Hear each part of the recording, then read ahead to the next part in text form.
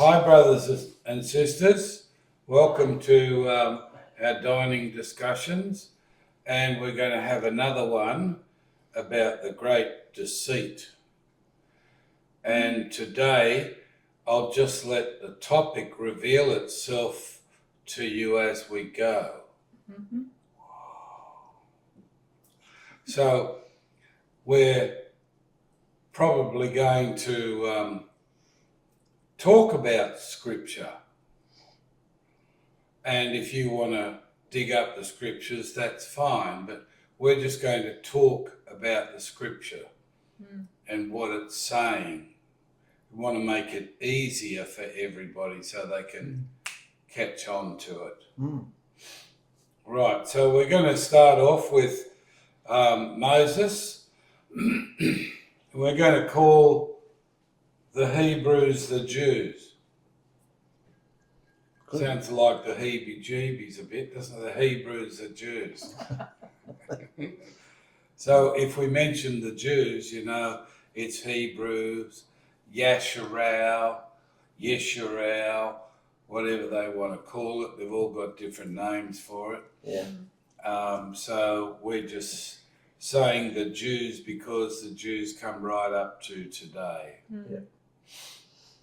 Okay, so Moses was subjected to a miracle.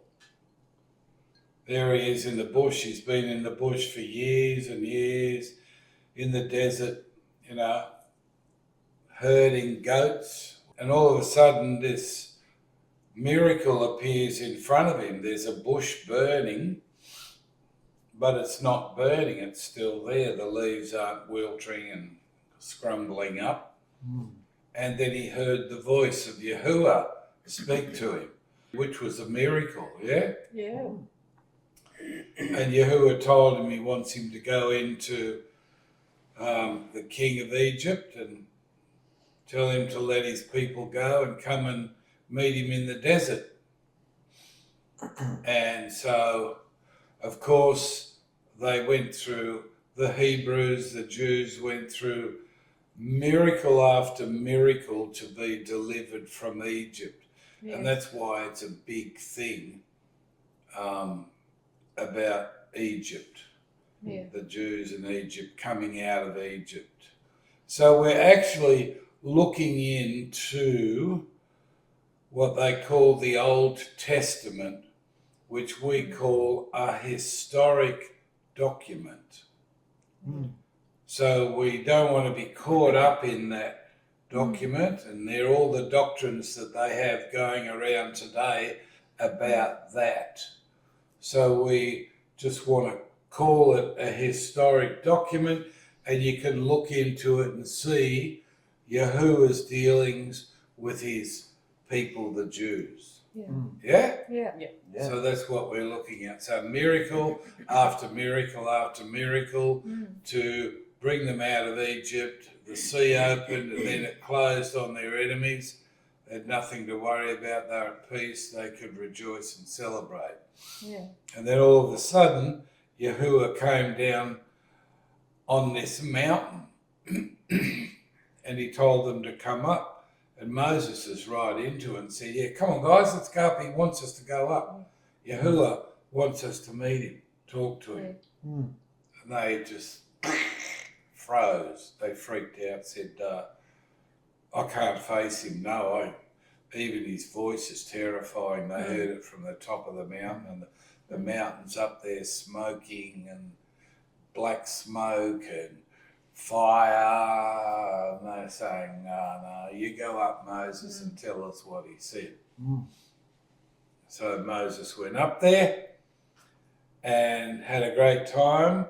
Then he got the commandments on the tablets, and he came down and he was so furious at them.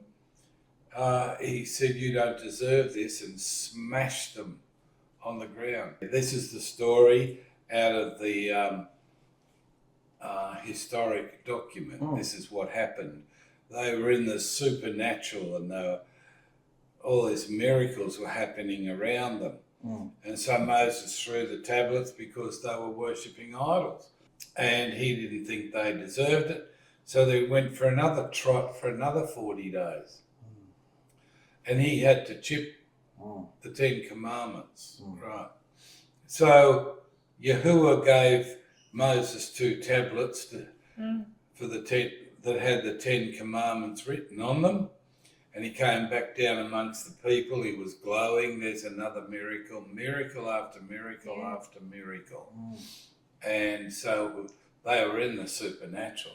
You know, imagine coming out of Egypt and all the miracles that happened in there to destroy Egypt. And they took the best of Egypt. They had wealth and came out with that. And so Yahuah gave them the 10 Commandments on the tablets and called that a covenant. Yeah. But the covenant is really more involved. Yeah. What else did Moses, was he given? He was given the blueprints for the tabernacle. Yeah. And everything that needed to be within it. And the outer walls, or whatever you want to call it, of the tabernacle, literally the whole area, and where every tribe had to be situated. Yeah.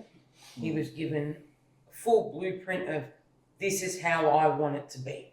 And it must be exactly as he was told. Yeah.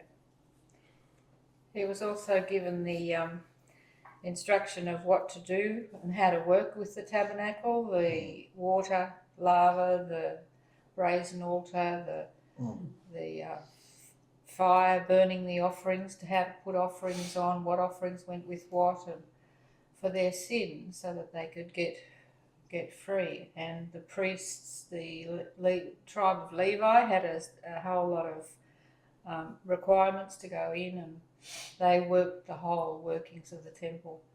Well, they got given the commandments, the tabernacle, and then not long after that they got given all the sacrificial system to do. That's it. When they couldn't follow the Torah. So that's basically what they were given. And they were given blessings and curses. Yeah. Blessings if you do it, Yeah. curses if you don't. Yeah. And if you don't do it blatantly, well, it goes against the whole nation. Yeah. So there's consequences, aren't there? Yeah. You know, they usually ended in death. Death. Yes. That's it. It became a national legislation. You have to do this or you're dead. Right. Mm. So all this came, all this was the old covenant. Yep. So it was all involved with that. Yes. Yeah. And what was it for? Why did Yahuah give Moses all that? What for? Why did he give it to them? They wouldn't serve him and hear his voice and follow him voluntarily, so he was going to wash their minds of Egypt and prepare them for his coming. That was the plan.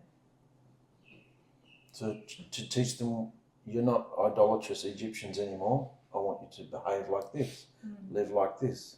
Cleanliness, relationships, every part of life he covered. Hygiene, everything out in the wilderness. His presence also, he wanted his presence to be amongst them, and for them to worship him and to see the result of that.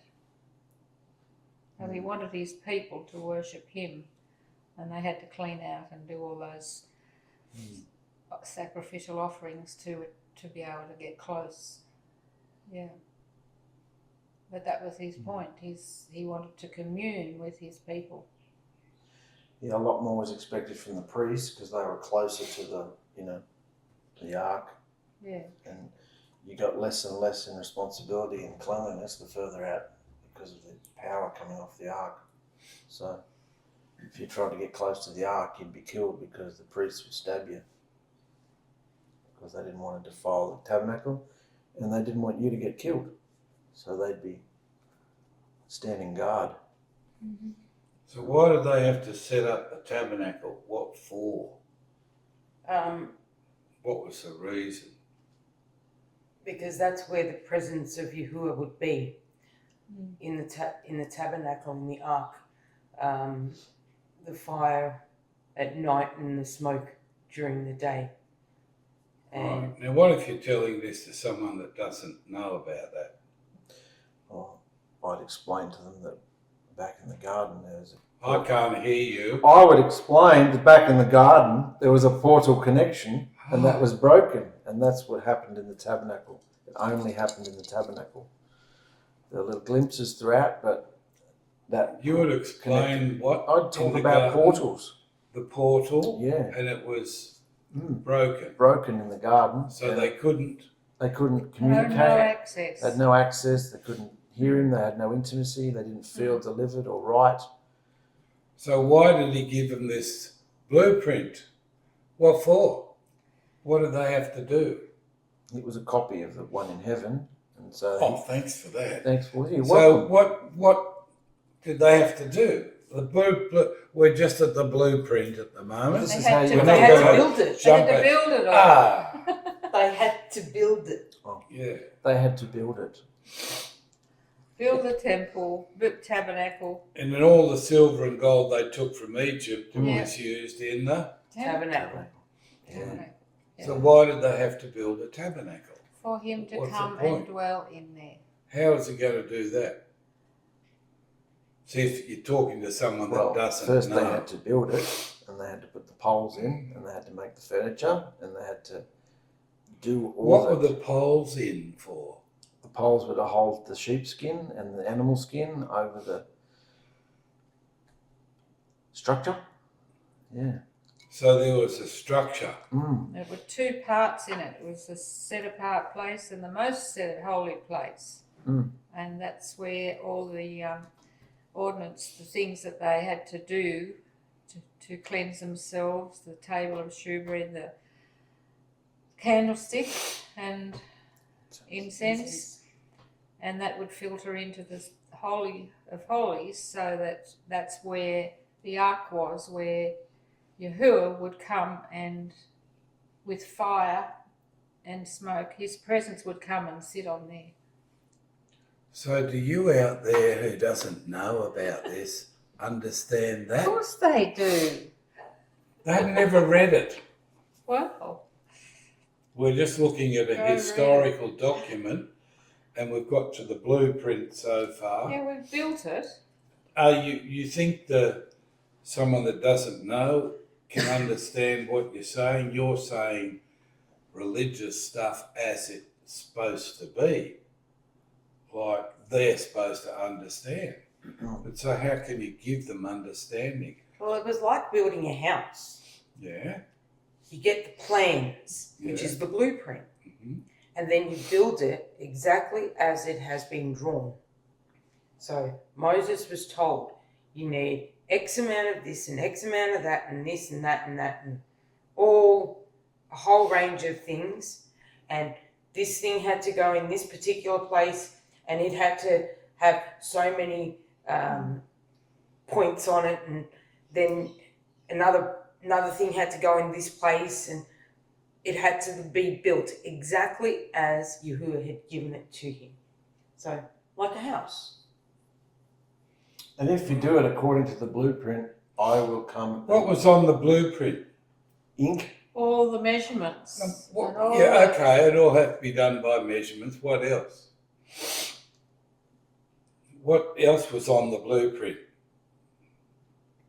What was the setup? The plan. It was. It's like building a house. Yeah, it was What in- was the setup? How is it set up? You haven't even Where the walls were to mentioned go. you haven't even outer mentioned court? The perimeter? Do you want to go into the structure? The outer No, court. talk about just basically, very simply.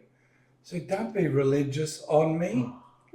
There was an outer Can't you court. break it down Yeah. simple so someone can Of course I understand? There Don't have was an there was a argument. big fence going around here with all the Yeah. curtains strung around it like Yeah, but that. hey, Post, But post, you post. pay attention, you're telling Yeah. someone. Yeah. So there was a big wall around Yeah. Curtain a wall. central Outer court. structure. Yeah. Called the outer court.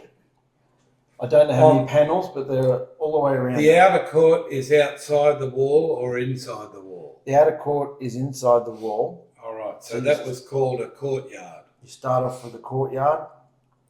What was in the courtyard? In the courtyard, they built a tent. Outside the tent was a wash basin, and then right outside, inside the gate, was an altar. So if you were to walk in the gate, you would be confronted with the altar, a fire pit, a brazen altar they used to call it. That's where all the animal sacrifices. Oh, you jumped on the gun. We're just talking about the things in the court. Yeah, there was a tent, a brazen laver, and a brazen altar. Okay. Right. And? So the tent was made up of all different types of sheepskin, badger skin, all sorts of skin over it. Once you go in there. And what was in there? In there was... What's the main thing that was in there? The main thing in there was the Ark of the Covenant. The Ark of the Covenant, the one they carried around. Yeah, like in Indiana Jones, they carried the Ark of the Covenant. So that's where it was first built. Yeah. Yeah. Right. So what was in it? What was in the Ark? Yeah. The Ten Commandments. That's a box. It had a lid. Yeah. In it was the Ten Commandments. Yeah. A pot of manna that they Yeah. took from the wilderness Yeah. that never ran out. And they put Aaron's rod that budded in there. Right. In there. And then the lid was? Shut. Yeah. So all this they were told to do. Mm. And then what was the next thing after that structure? It's a room, isn't it? Mm. Yeah. And it all had to be, was it gold that the boards they had to tread on, the golden walls and... They didn't have a lot of gold until the temple came, but the actual furniture was gold. Yeah. Right, And so you couldn't look was there any other furniture in that room? No, just No. And what separated that room from the next room? a veil. They had a big Yeah. veil. It was Yeah. all interwoven with purple and thread and special colours, and it was woven so that you couldn't see through it, but the incense that burned at the other side would drift in through. And it was drifting through. So what was in front on the outside of the veil? Was the incense? The incense. There was a Will they stick it in the ground here or what? altar of incense. What sort of an altar? Golden altar of incense. That there was a table where they had loaves of Oh, bread. you're just jumping the gun. Oh, sorry. So they Just had gold. a table of an altar, a golden altar where they burned Burned incense, and as you said, when it burned, the smoke went in Yeah, to that room, yeah, went through the veil, through the curtain, Yeah. into the other room. and that was the intercession. That was the prayers of the people going in. No. Yeah, well, it's a sacrificial altar. Yeah. And what's being offered on it? Incense. Prayers. Yeah. Right? Yeah. And then what else was in the second room? A table with loaves of bread, showbread.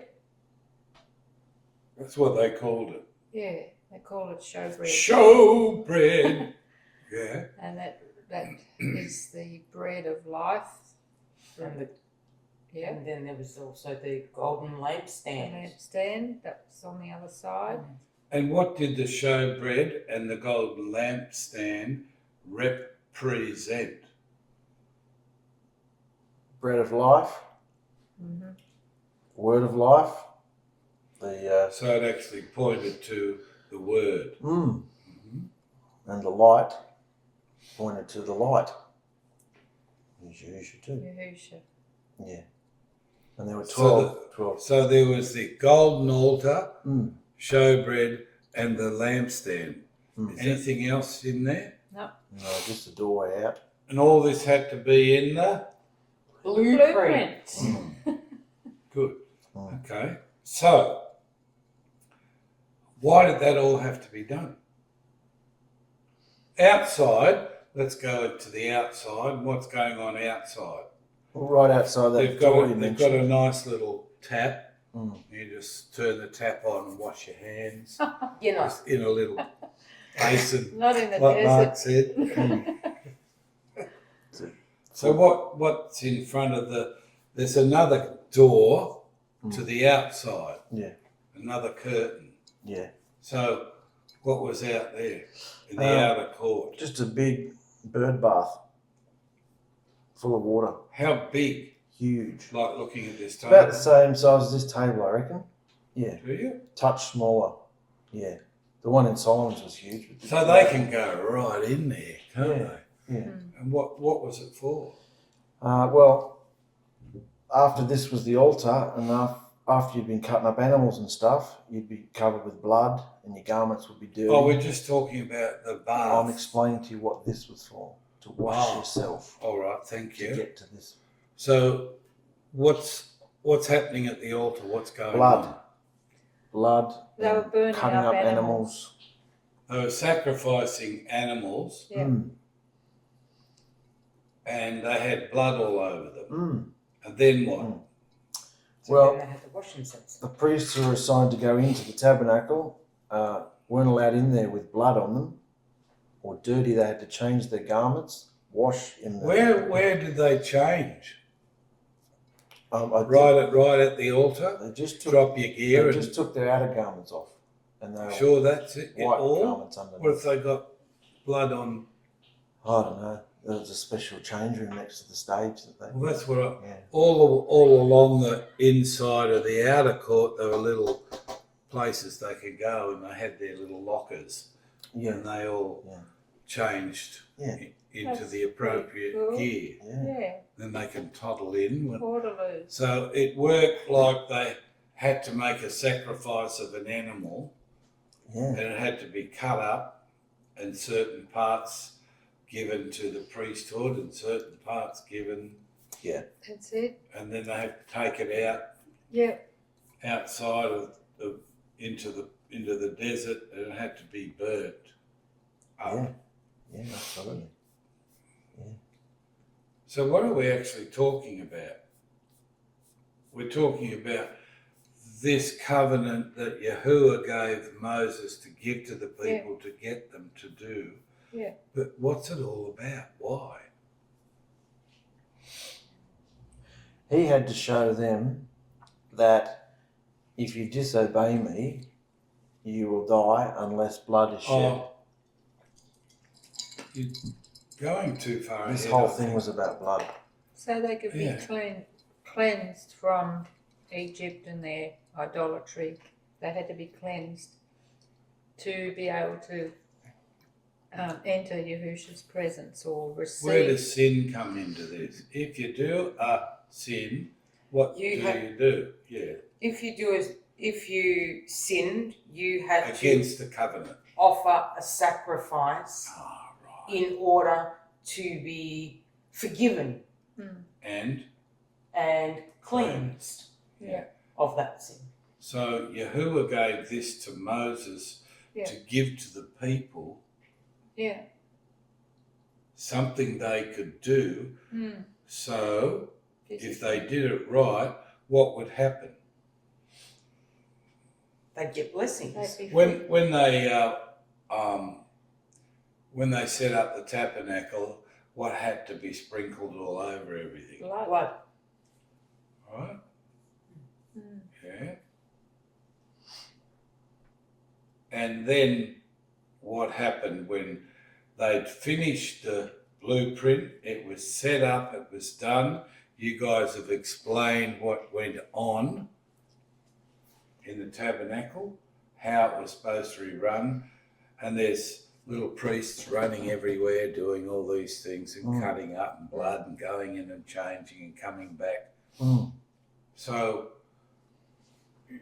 what was it all for? It was for Yahuwah's presence. So hang on, excuse me. When they set it all up, they did a ceremony. ceremony, And what happened? They were all praising and praying and worshipping Yahuah, and They had a sacrifice on the altar. What happened? his presence came as He shot fire down. as fire, and it went right through the tabernacle and burnt up the offering. Went right through the tabernacle and burnt It up went the right. offering. It went to Brazen the offering. brazen Then they had to altar. start again. Eh? Then they had to start again. The brazen altar. And Right. it burnt up that sacrifice Right. that was being offered to him. So then what did they have to do once it's burnt up?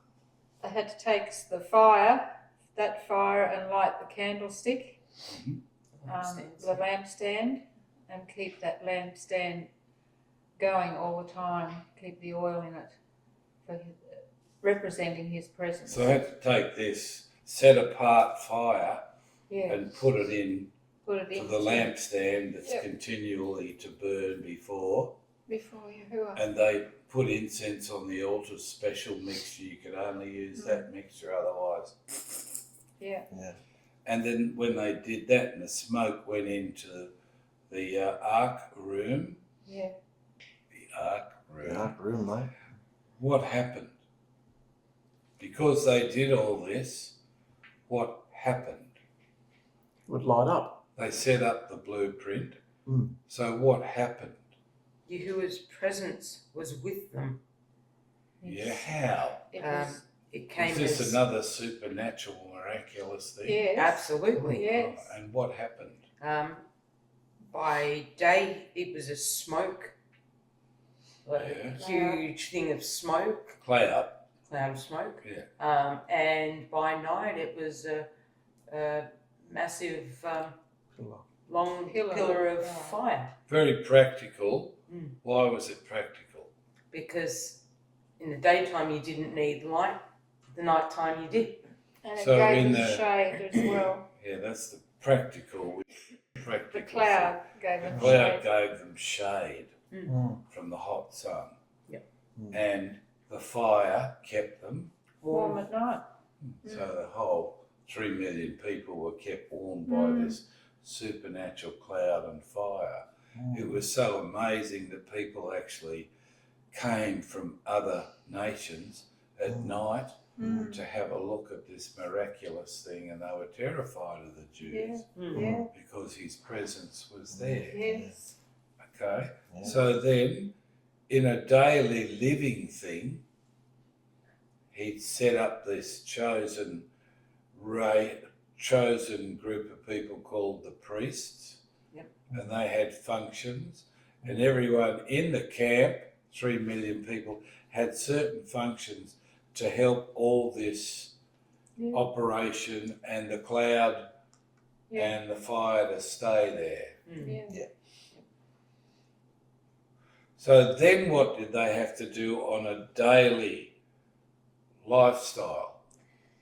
He gave them manna at night, that where every morning they went out and collected these little grains that came on the ground, and it was like their food. It was like floury stuff that they made. Like a bread, Yeah, yeah. and so he supplied Tasted them with. like honey a bit, Yeah, he supplied them with food every night, yeah. except on the day before Sabbath, he'd give them a double Coming portion. back to the temple, they've done the blueprint, they've set it up. In the daily living, he supplied bread for them, and we know he supplied quails when they started complaining they wanted meat, and then they got sick of quails. Yeah. Okay, so what was going on every day in the tabernacle? Sacrifices. The people had problems and drama, and they needed to be relieved, and they needed to bring different offerings for the sin that they'd committed. Oh, there were many reasons, not just for sin. One was a love offering Yeah, because they loved him. yeah, One was the sin offering, and you're good at these. You remember them more than I do. Keep it simple, darling. Eh? Keep it simple. I'm trying. There's lots of different sacrifices and offerings to get close to Yahuah, feel close to him. Yeah. So what was he showing them how to do How to by have a setting relationship. this up? How to have a relationship and what he required if you want to be close to me. And more importantly, if you want me to be close to you.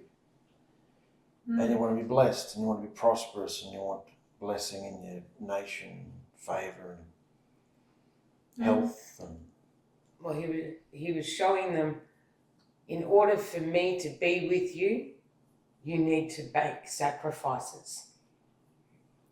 Simple as that. You said it back earlier. The whole thing was set up how to what? Worship. Worship He him. wanted their worship. So that's what we're going to talk about today, the deceit of true worship. Oh, What is worship? is that what all that was about? Yeah. So how do you feel? Oh, we went round the bush, but that was good.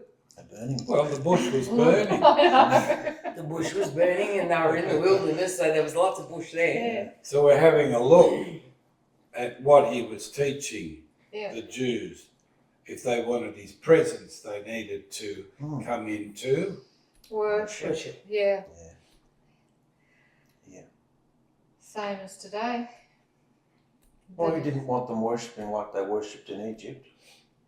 Mm. Multiple deities worshipping themselves. The majority of it was through sexualized and very, Idolatrous. what's the word, immodest clothing and things like that. He didn't want them worshipping like the pagans. He wanted to teach them a new form of. worship.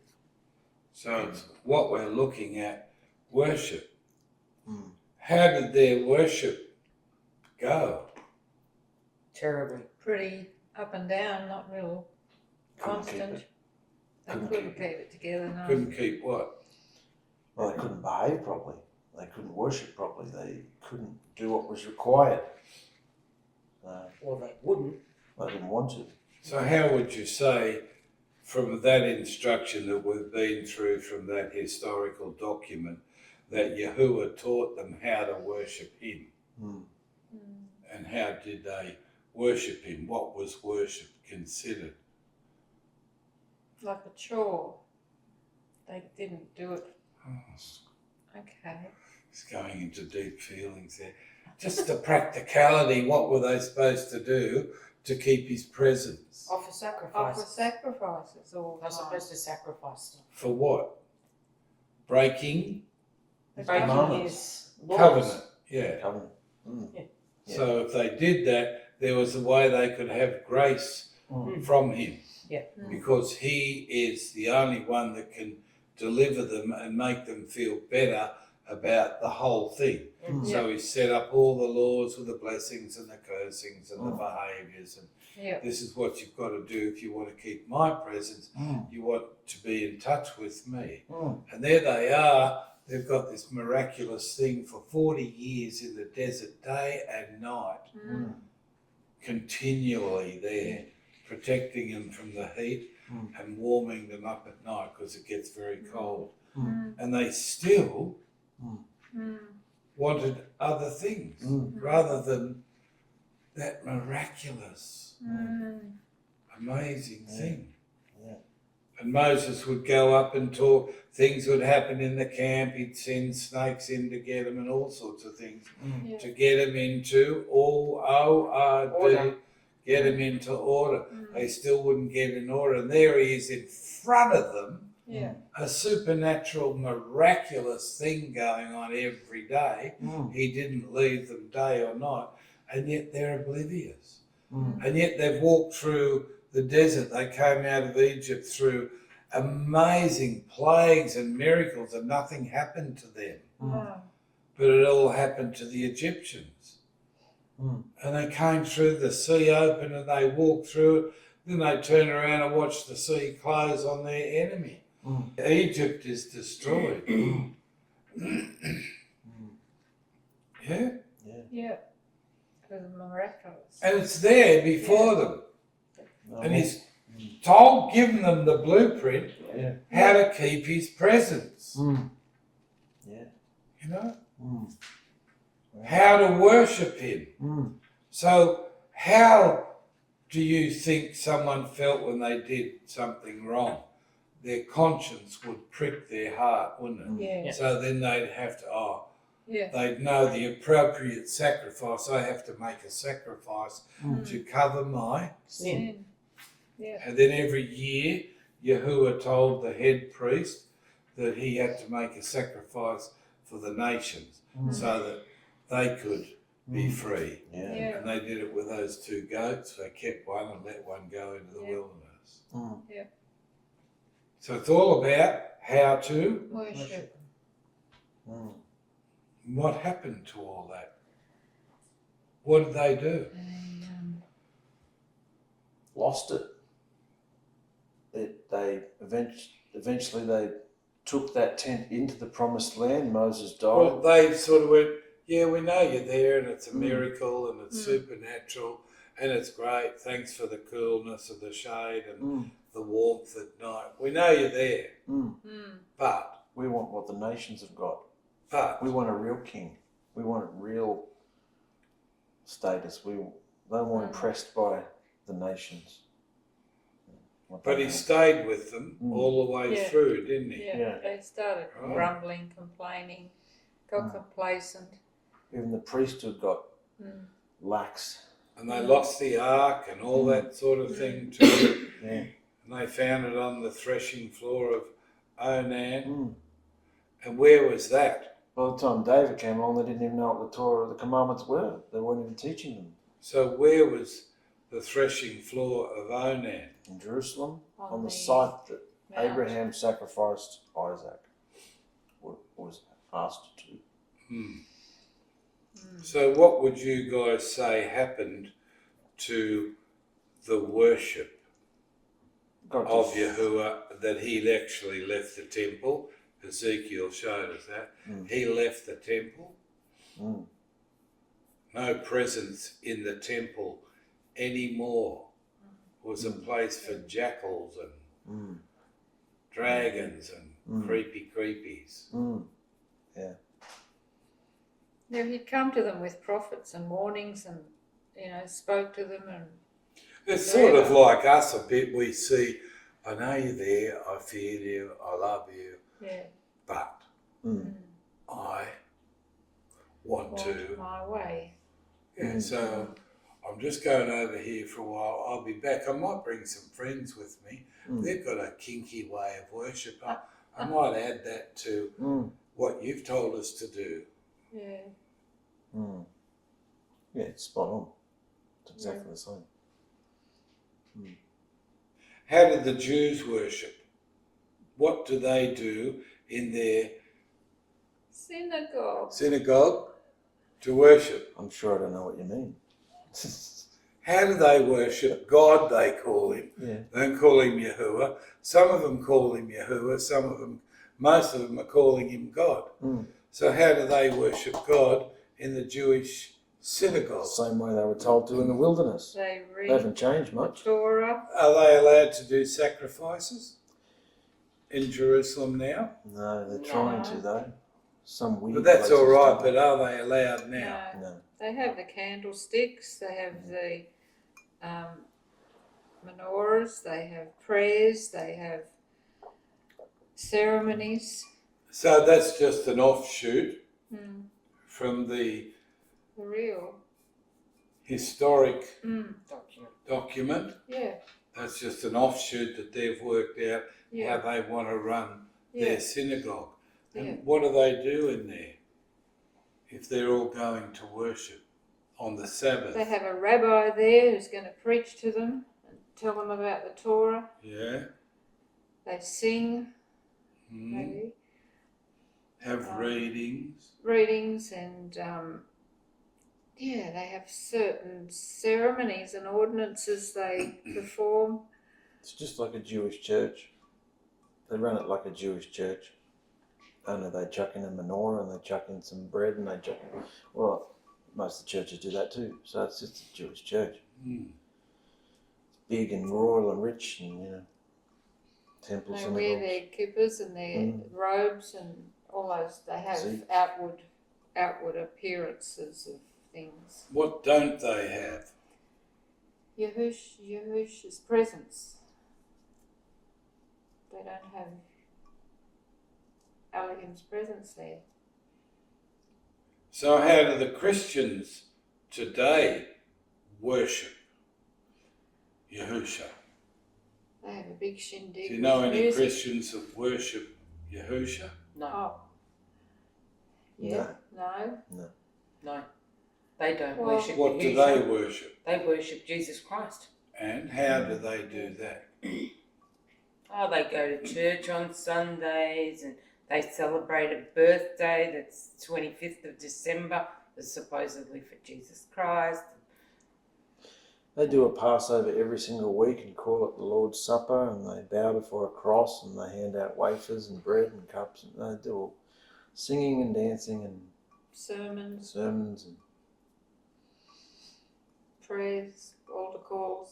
same Youth as meetings. same as the Camps. Jews, same as the Jews without any of the tabernacle stuff. Yeah. So, although some of them are doing that too now. So what has happened to the original worship of Yahuah when you see the transition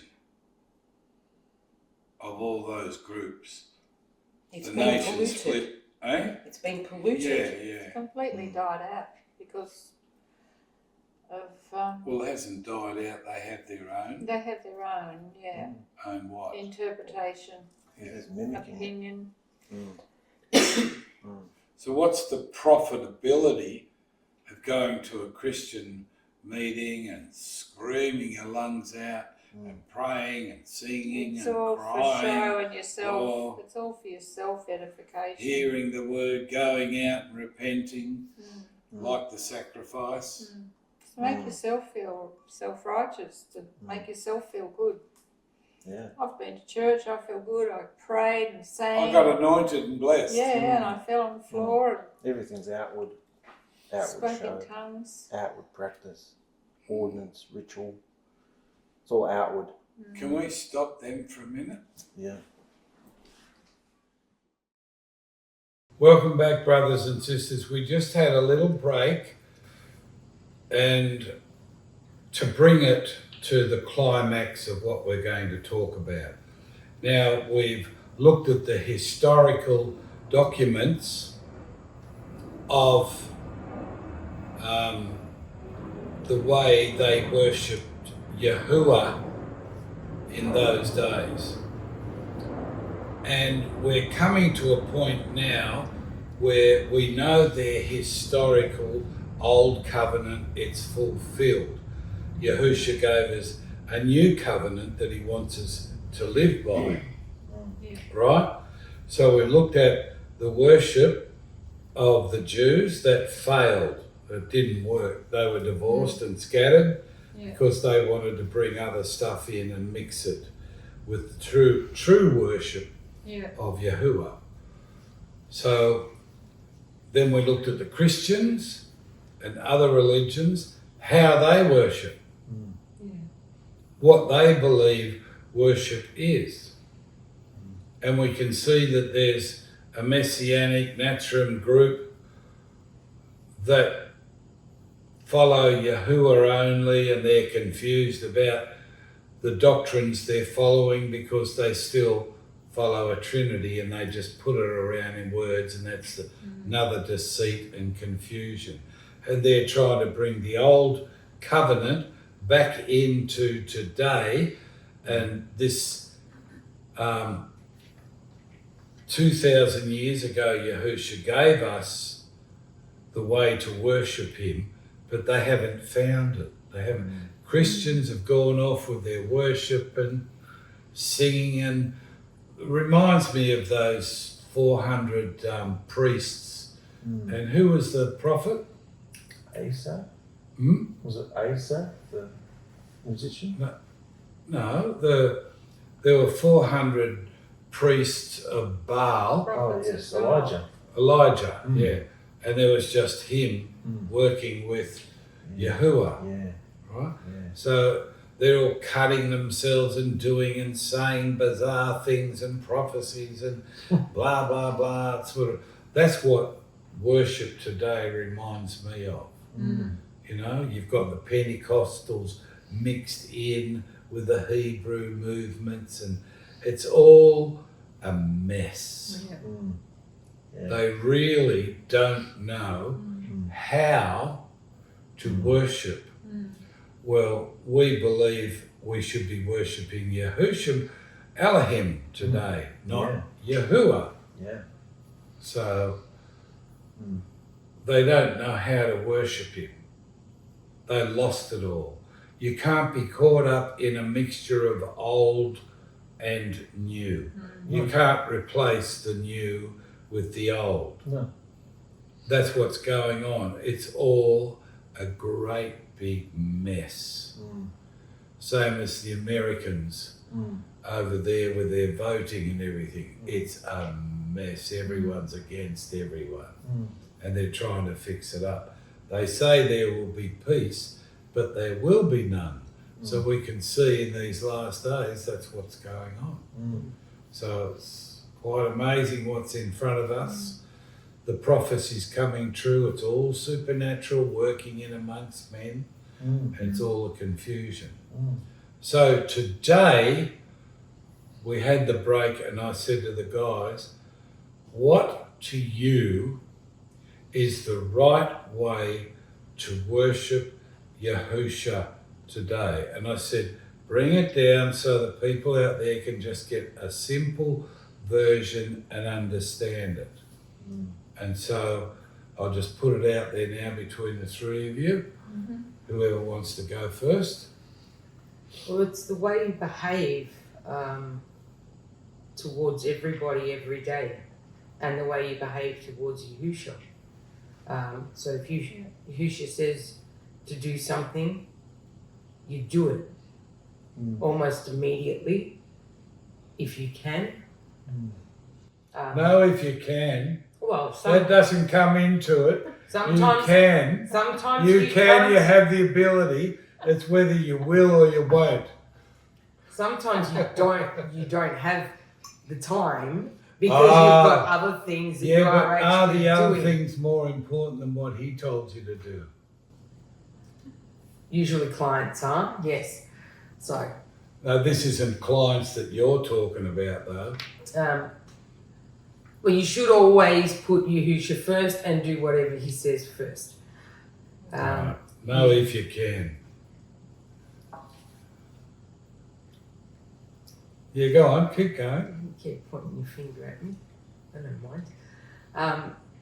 You should always behave. You're telling us how to worship properly today. Behave in a loving, kind, genuine manner. So if someone comes to you and says, I've got a problem, be an ear for them. Listen to them. Give them advice that comes obviously from Yahusha, because he will give you the words to say. So you have to make sure that you're listening for his voice, for him to tell you what to say at any given point in time. That's about all I've got. Great. To worship Yahusha today, he gave us the new covenant, which is to love him with all our heart, with all our being, and to love your neighbour. To love Yahuwah Yahusha with all our heart. How do we do that? And that's our worship, is to acknowledge him in what we do and say, and when things happen, to acknowledge him in our behaviour, to see him in everything we do. He gives us so many thoughts, and he shows us, and acknowledging him and giving ourselves. That's our reasonable sacrifice, is to give up ourselves for other people. So you say by putting yourself aside, Yeah. you're sacrificing yourself, so Yeah. you're fulfilling the old covenant in your behaviour. Yeah. You're putting that sacrifice aside that where you could lift yourself up or gain a nice feeling, and you're giving it to others. You don't want anything your of way. yourself or your way. To give up yourself, to die to yourself, and to acknowledge and accept others, to let people have what they're having, what they want, and that's loving, and that's a sacrifice, and that's worship, because you're putting them before yourself, and that's loving Yahusha in your behaviour. It's worshipping him and what he's given you. He's given me his spirit in my heart, and he wants me to show that in my behaviour, that I'm loving and I'm kind and I'm gentle and I'm patient and all those fruits. He wants me to show that, so that's my worship to him. And when I do that, I'm feeling him, and I can acknowledge him, that I can only do it because of him inside me, so I'm worshipping him through my behaviour. And to me that's a different way, because all the things that went on in the tabernacle, the prayer of incense, the word, to speak his word in everyday language, the light, he wants us to be a light and be shining, and knowing him and worshipping him, putting him first is the main thing in my life. Yeah, that's what I find is worship. So the two of you are saying it's through your behaviour that you enter true worship. Yes. Yeah. Behaving the fruits of righteousness under the two royal laws. Yes. So the two of you are saying that's how you do true worship today. Yeah. You can't get to be in that place until you go through what we've discussed before, is the vein, and understanding that of ourselves we can't do anything. And so we need to be guided by his spirit, and we need to go in the fire to clean ourselves out, like the cauldron, like the brazen altar. We need to go into that to recognise and to face the truth, because we only can worship him in spirit and truth. So we have to know the truth in our hearts all the time and not deviate. That was where I was going. Good. Yeah.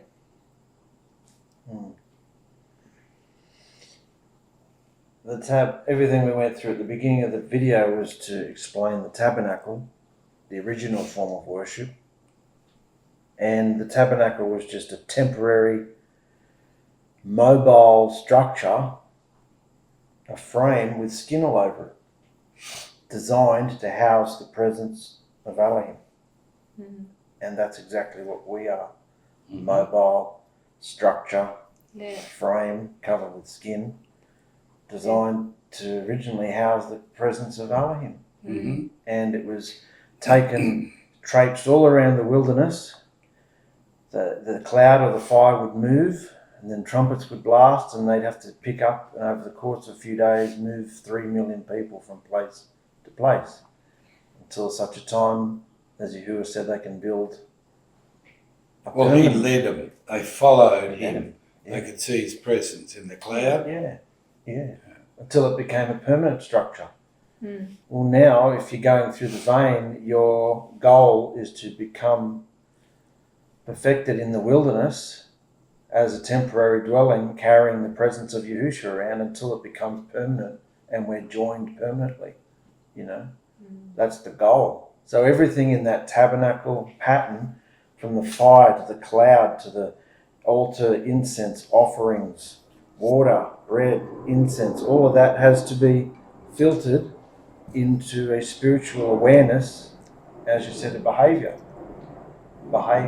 How is the fire going to affect my behaviour? Well, where's the fire in the vein? How is the anointing and the oil in the vein? It's the Spirit. It's the Spirit baptism. Where's the offering and the sacrifices? It's the literal bulls. It's the bulls of our lips. You change the way you speak. You, as you said, you don't lift yourself up. You throw yourself on the altar daily. You know, the waters of the word, the light, as you said, is Yahusha. He is the light that should be coming from us. Incense is your communication or your prayers. And the whole point of it was the ark, where his Spirit dwells. So Yahusha said, I don't want you to worship on that mountain or in that temple or any of that jazz anymore. I want true worshippers in spirit and truth. So don't be caught up in some delusion like Jews and the Christians and all their daughters today. You've got to know that you've been through the vein, you've been baptized in spirit, you've become a spiritual being, and you're able to hear him. If you can't hear him, how are you going to behave properly or worship him properly? Yeah. So that's why they're all stuck, because they're looking at the ink on the page and they want to be authentic, and there's nothing more authentic than the actual scripture, because there's so many lies being told. I've got to be right, so I've got to do what the scripture says, but they're not filtering all those words into a behaviour, into a bodily, daily behaviour. The trumpets, what did they mean? The feasts, the Sabbath, how do they all filter into my behaviour daily? You know, it's not just the literal. That's how you get to the real worship. It's him in you, and yet you're worshipping him, and you're feeling him, and you're loving him, and it comes into the two royal laws, as you said. So, You mentioned once prayer. How important is prayer aligned with the original blueprint? How important is prayer right through? Yes, very. Yeah. Very. How? What? They had practically certain offerings for certain what you wanted from him. Some days you might wake up and you hadn't done anything wrong, but you didn't feel I got up on the wrong side of the bed, and so you'd offer a certain sacrifice just for that, just in case you'd done something wrong. Like there were sacrifices for everything you could think of. Well, so that brings you back to behaviour again. The prayer, the communication, it's open. What is prayer today? If you're looking at it as today, it's communicating with Yahusha. Communicating. You believe he hears you. With each other. And you believe he hears you, and you can hear him. So prayer is an important part of it. Okay, good. All right, then you've heard three different versions there, and it all is conjuncting into the one thing. Yeah. You got enough left? Yeah, keep going. It'll die when it dies. So Yahusha left us with two vital scriptures. He taught us how our body works. And he said, what you let go into your heart will come out of your mouth. Yeah. And no matter how much you try to hold it down, it's still going to come out. Yeah. So if there's something involved in there that could be called sin, unless you do something, you're subject to that happening to your body. Right? So we have the gift of self-control from the fruits of righteousness. And it says to arrest every thought, this is the second scripture, bring it into subjection to Yahusha. And then you can tell by knowing the word or reading the word whether that's worthwhile saying or doing. We're all supposed to be reading the word and know the word, so you've got the word in you, and the Spirit will give you, as you say lots of times, the answers. Yes. Right? So that's how our body is working. What we let go in will come out. We can look like idiots if we just let that roll through us.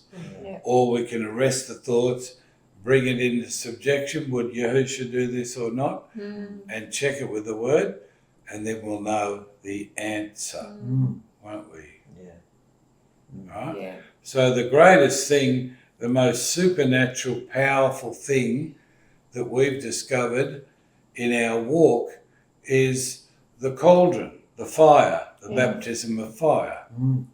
Yes. And it says in Hebrews 12, he's going to flog us, chastise us, rebuke us, and jab us, so that we will bring forth in our behaviour the fruits of righteousness. Yeah. And that process goes on, and we know when we're getting prodded or jabbed, it's like fire. Yeah. We can feel the heat Yeah. rising up.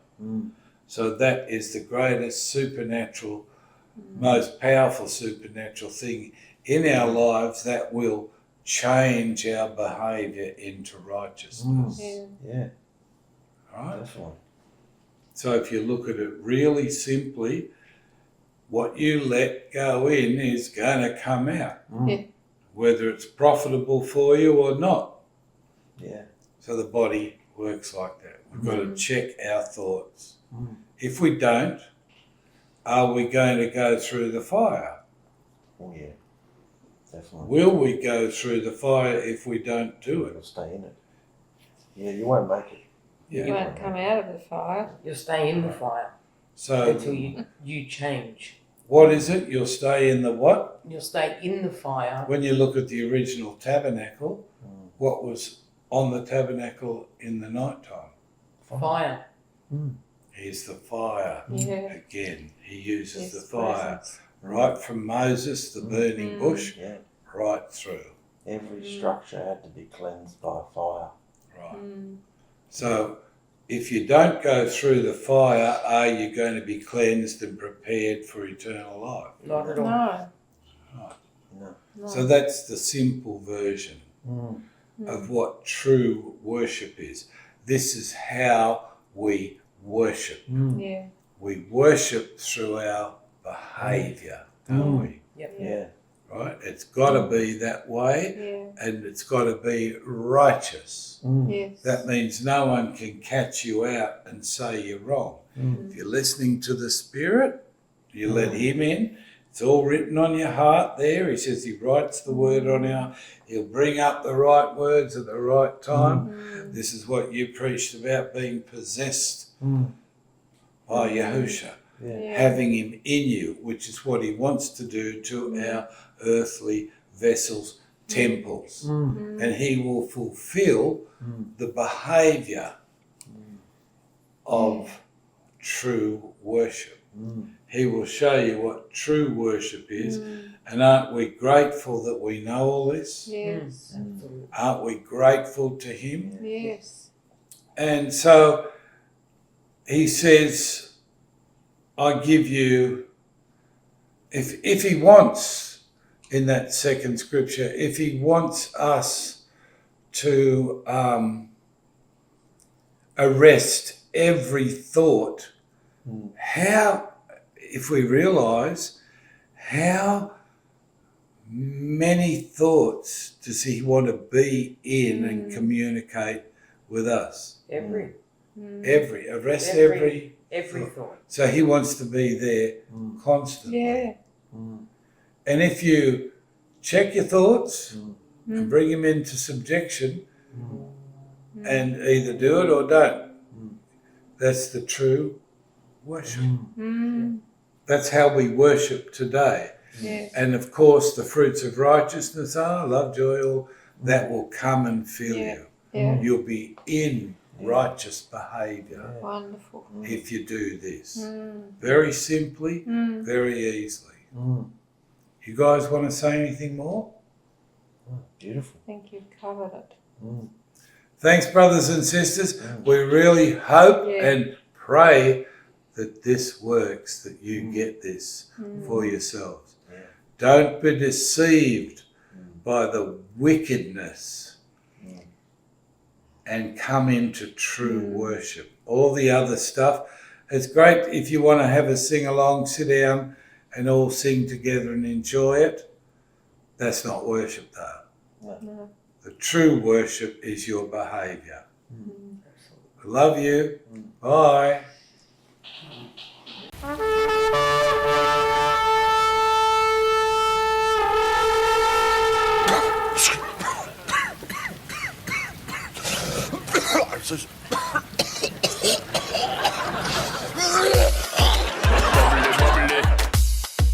Bubbly, bubbly, bubbly, bubbly, bubbly, bubbly, bubbly, bubbly,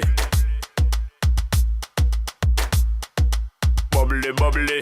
Make the trumpets blow.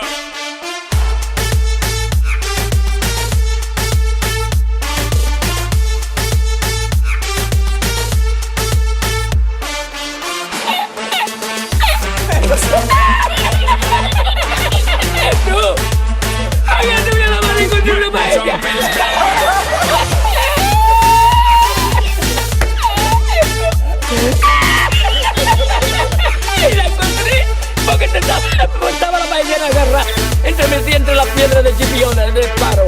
Y cuando entro en el restaurante me ve el cocinero con una paellera que a veces la vende paellera.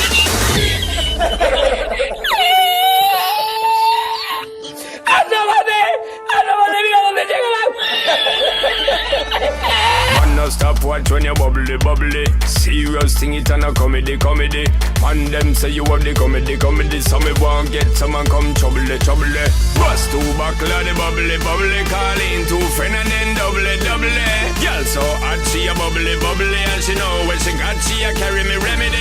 Body look good, girl, you ever be winning it. Turn it up right, girl, you never be dimming it.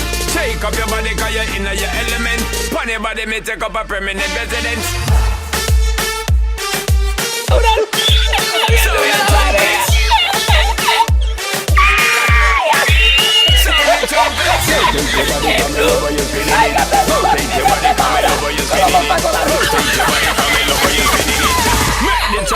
With the final blast, the ups and downs of a really long day come to a full stop. It's chow time. Time to eat as Jews gather together for break the fast. Make the trumpets blow.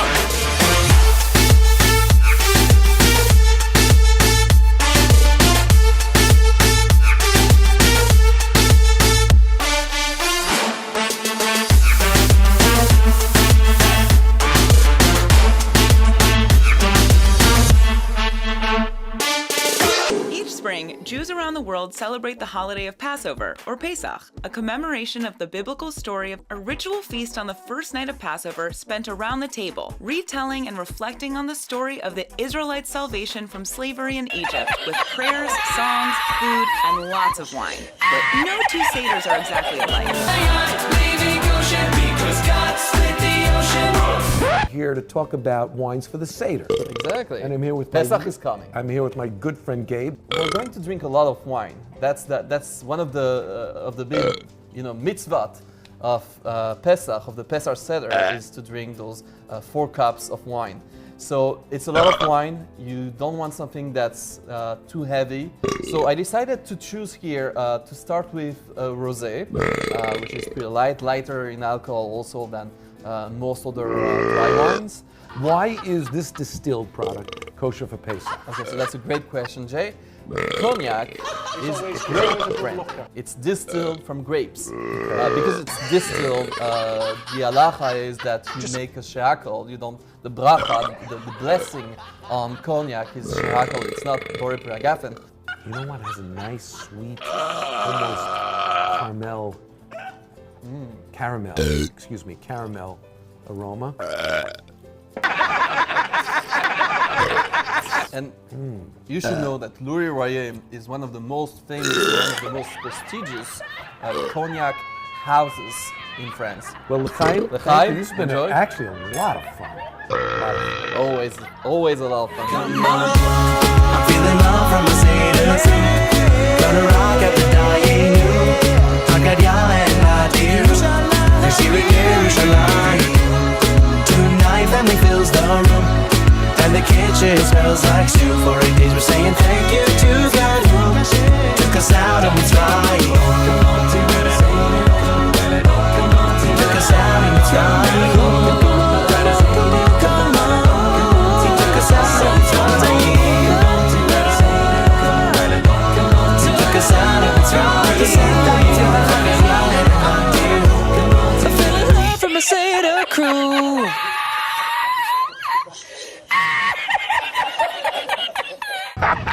That cracks me up.